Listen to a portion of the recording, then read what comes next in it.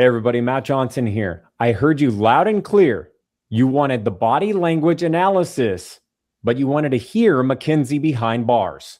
I'm not a monster. Disgust. Did you see that? I'm not a monster, right? So here you go. Here is the body language interview and analysis from Susan Constantine, unedited. Let me know what you think. But first, do me a favor, hit the like, hit the subscribe, and share this episode. Now, the case of Mackenzie Shirilla.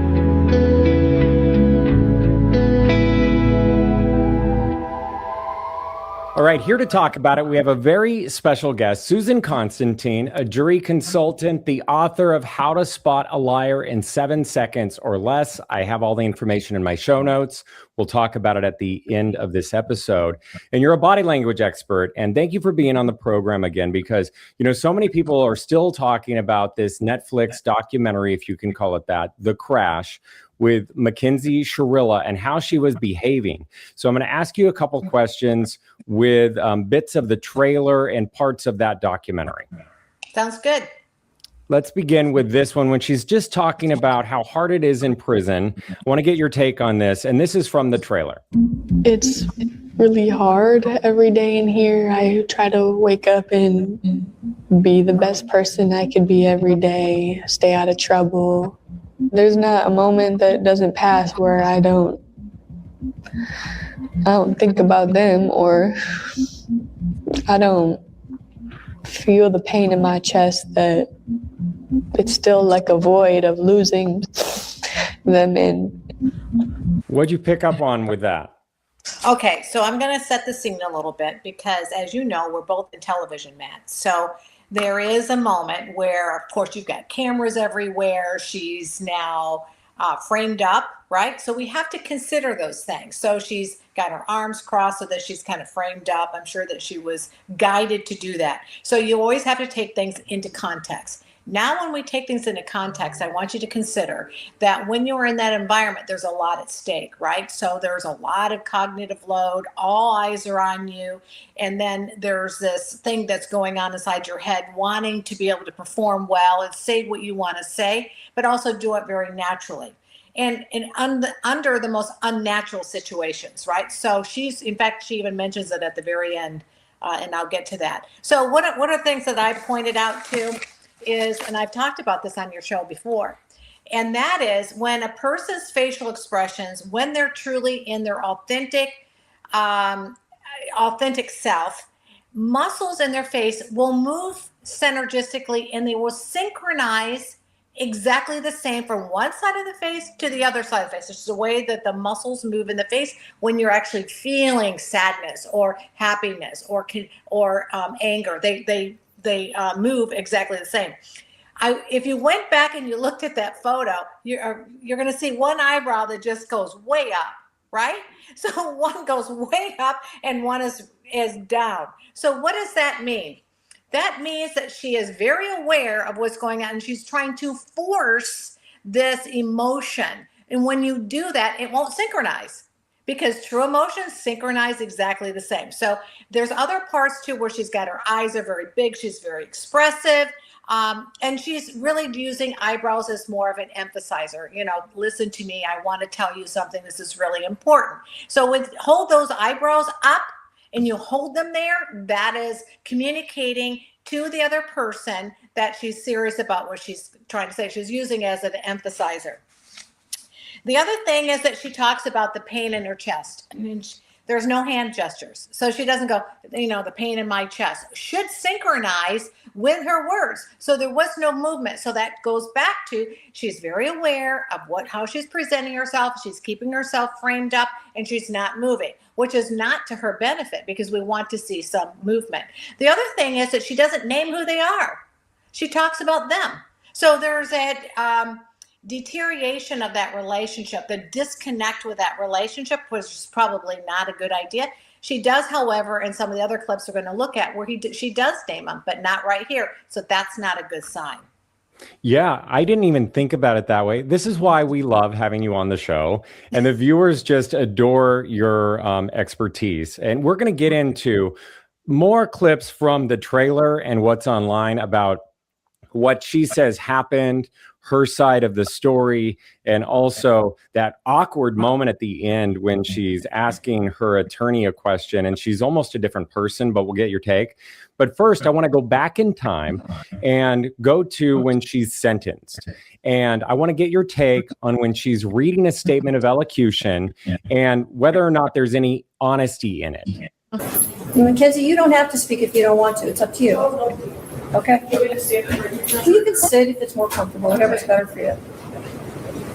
The families of Dom and David, I'm so deeply sorry. I hope one day you can see I would never let this happen or do it on purpose. I wish I could remember what happened. I'm just so sorry. I'm heartbroken. I love Dom and Davion.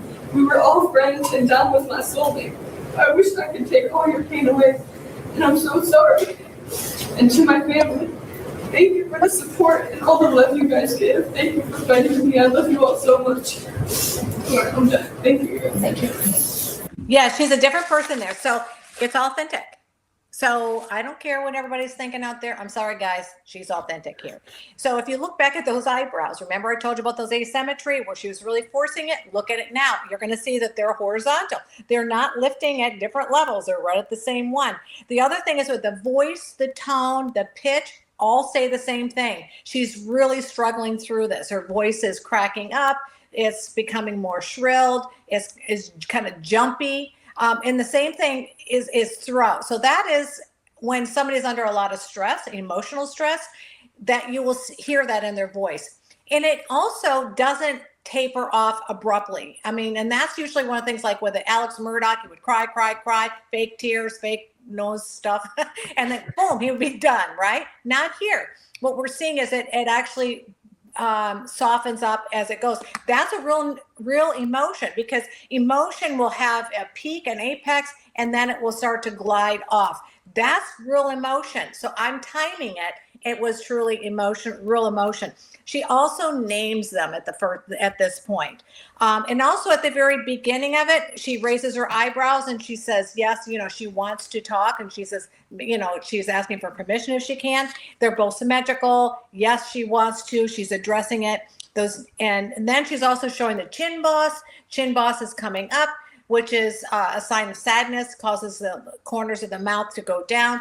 Combination with all of the other channels, as I mentioned, in the voice, the tone, the pitch, all are conclusive that she was feeling emotion there, and it was sadness. All right, here is the sentence before we get back to Mackenzie today, which is, again, a totally different person. There's a very good likelihood, Mackenzie, that you will spend the rest of your life in prison. That won't be up to me. That will be up to the parole board, and that will be up to you to a great extent.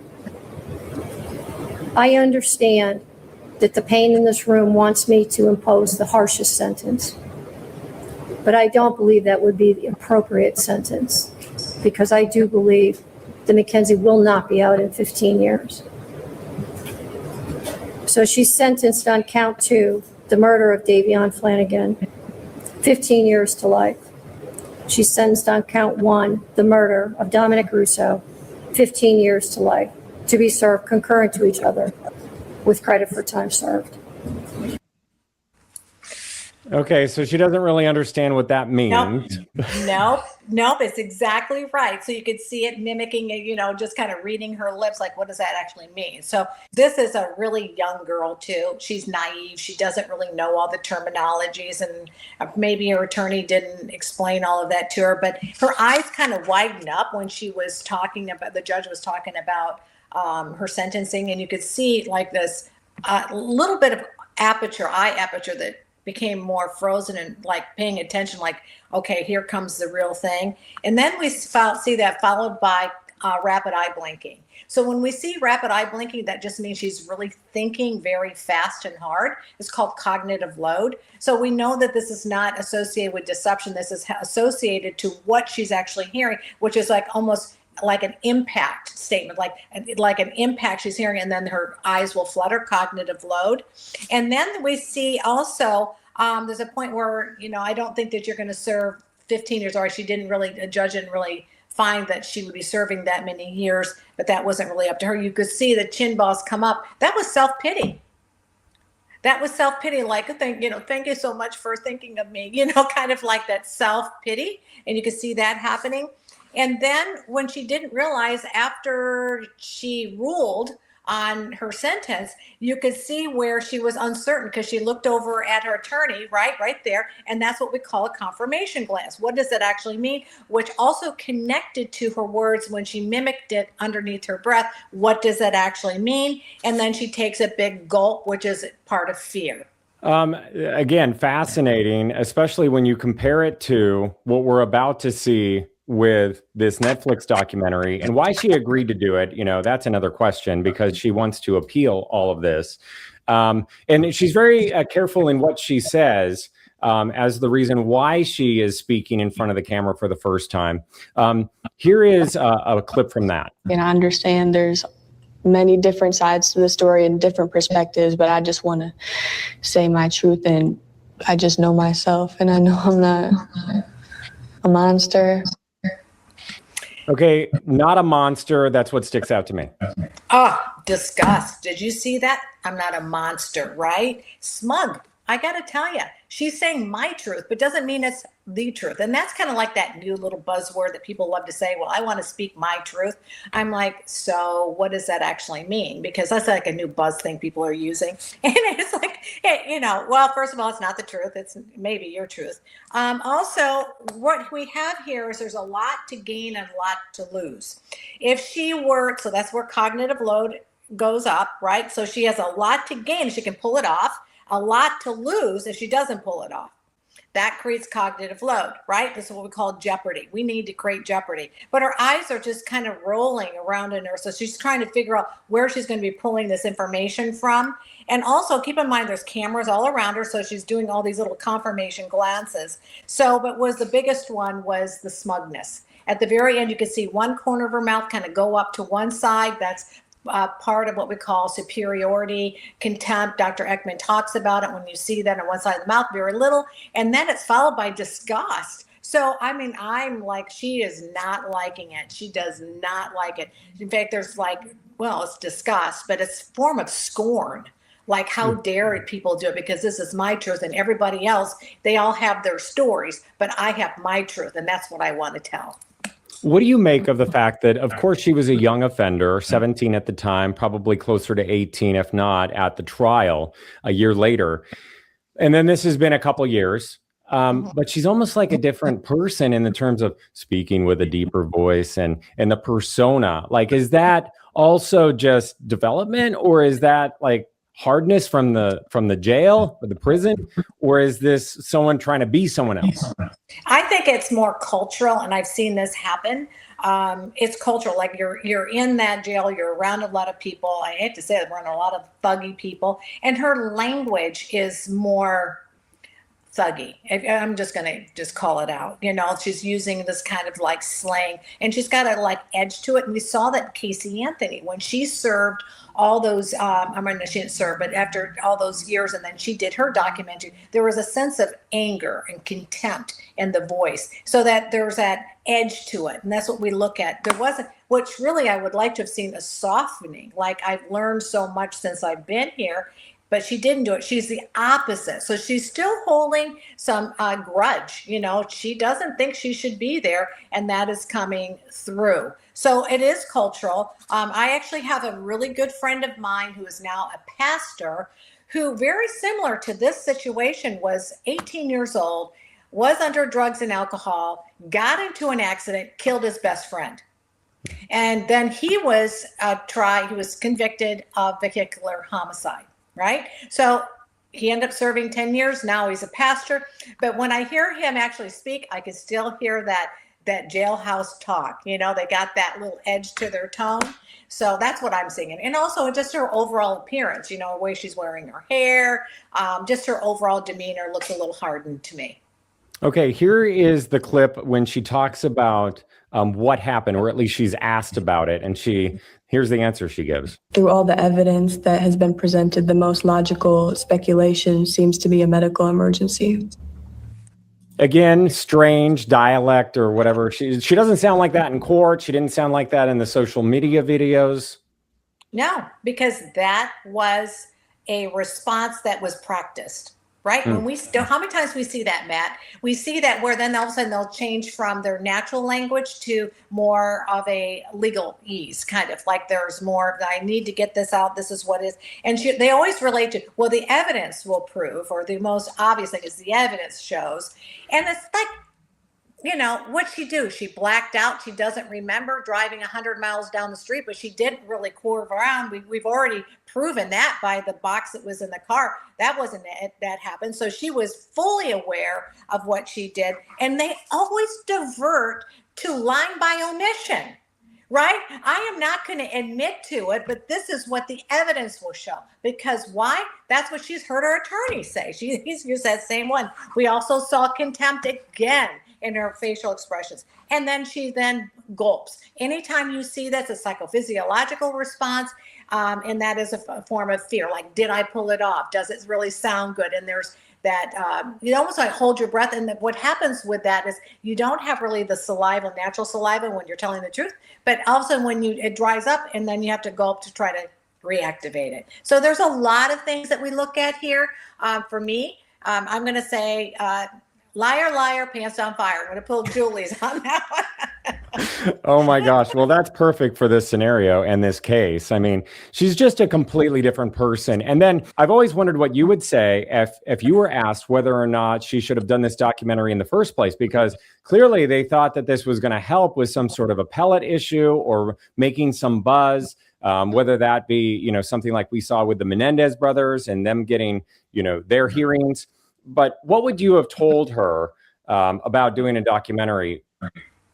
All right. So I've been in these scenarios before because I coach my clients. So we call that witness preparation, but we really do work on coaching. So what I would have done is I wanted to run by all those hard questions beforehand. So I want to see how she's responding, put her on camera, because this is what I do with my clients. I put the camera in front of them. I videotape it and I show them, here's when you answered that question. Can you see the meaning? What do you see when you look at that? Okay, well, that's not right. So then my job would be, if I want to have control as the attorney or trial consultant, I want to have control over the questions and that to control the narrative, right? So I would want to control what question was that would provoke the right emotion at the right time. So that's really important because I've done a lot of cases like this. And if they're not showing, like I worked on the Epstein case, one of the victims was one of my clients and wasn't showing the right emotion. And she was doing a bench trial, but also was on Zoom. And, she didn't show the right emotion over and over again. I'm like, something is wrong here. Well, we got to connect to why she feels like she's a victim. And when I found the right formula, she cried and it was really authentic, right? So that's what I try to do, is to bring out the real authentic emotion that is really inside here, her heart, not in the head, not here where she's been programmed, but to bring out the true emotion. And I think she failed. I don't think that was a good idea. Just say, I can't talk about it because I have pending litigation. I think that, that would have been so much better than, well, I think the evidence on the case shows in the file. It's like, okay. Yeah. There's another way of could have been handled. But again, you and I know, and we're in TV, they're going to pull what they want to pull in order to create that narrative, they've got a game plan. And sometimes they pull these little pieces out that make it look different than what it actually is. And that's what I'm so sorry to say. But a lot of times that there is that tend to sensationalism, we have to also be very cautious of. So when we're really watching this, we have to look at things also too with a critical mind. And we also have to consider all of the other elements that are happening and why the person is responding the way they are, could be for other reasons as well. And in my personal opinion, and my professional opinion, is that she was not well prepared. Yeah. And, to your point, she probably sat there for several interviews over several days, and they were probably however long they were able to get, hours long or whatever. And then this is just boiled down into whatever it is, 40 minutes on camera with her in this hour documentary, hour and 20 minutes or so. Let me put on that clip that everyone's talking about. And this is why I was asking you about what you would have consulted, because this is the whole changing of her persona at the end when she looks over and it's revealed that her attorney's in the room. Is there any last words that you'd like to say? Did I touch on that? Okay, so everything is like, I don't want to force anything and just say too much or sound crazy. Okay. Okay, so this is exactly what we just talked about. They pulled the clip, they kept it running because they know at the very end, oftentimes when they think the camera was turned off, it's still rolling. It's still going. And so she was looking at her attorney as like looking for affirmation glass. You did good. You're doing really good. Did I say everything? And then she kind of shrilled up a little bit. So she felt a little insecure about whether she really did do a good job. And she was looking over at him, like him or her. Did I answer all the questions? Because I don't want to look crazy or something. So that goes back to she's hyper aware of how she is presenting herself. See, that's where the inauthenticity comes in, because if you're in authenticity, you're not really concerned about how you're presenting it. You're just presenting it. You're aware, but when you're containing, controlling everything, I call it like a teapot. Everything's all kind of controlled up, and then we're going to see the steam kind of coming out when you're trying to be deceptive, and it kind of spills out and spits and sputters, and we see that throughout this entire segment. You are, again, a jury consultant, body language expert, which we love. And then you are the author of several books, including this one. Yeah, that's coming out in February. So guys, if you go on Barnes & Noble right now, you actually can pre-register for this. And so I'd love to have you guys join on, pre-register for it. And when it comes out in February, you'll be able to get a copy of the book for your own reading. But I teach you literally everything that I do in real world. So you're going to get the creme de la creme method and how to spot a liar in 7 seconds or less. All right. Well, we certainly appreciate your time, and I hope to see you back soon. Thank you. For more analysis of the case, please head to the video section of this YouTube channel, where you can hear from not only a former inmate of Mackenzie Shirilla, but also some experts, including a crash reconstructionist walking us through the black box in those final moments, a forensic psychiatrist who believes that Mackenzie Shirilla is an actual psychopath, and also a psychologist breaking down the phone calls between Mackenzie and her mother.